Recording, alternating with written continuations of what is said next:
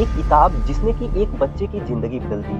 साल 1984 में लेबनान की धरती पर उठे गृहयुद्ध की आग से निकली गोलियों की गूंज और डर के माहौल के बीच अफरा तफरी से उठे एक परिवार ने बेहतर भविष्य को लेकर के देश छोड़ करके लंदन जा बसा।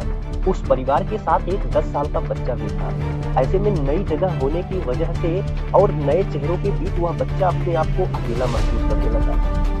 शायद यही वजह रही कि वह स्कूल से आने के बाद अपने कमरे में जाता और पूरा दिन अपने कमरे में ही रहता था।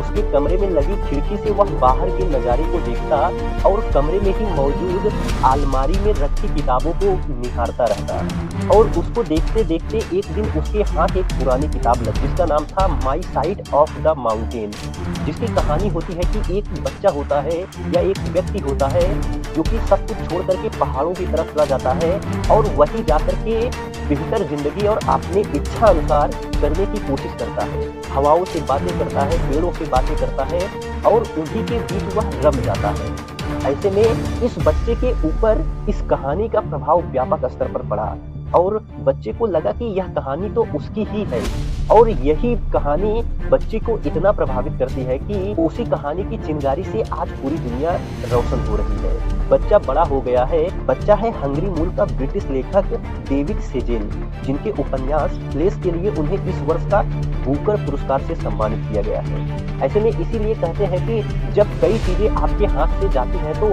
बहुत सारी चीजें आपके हाथ में आती भी।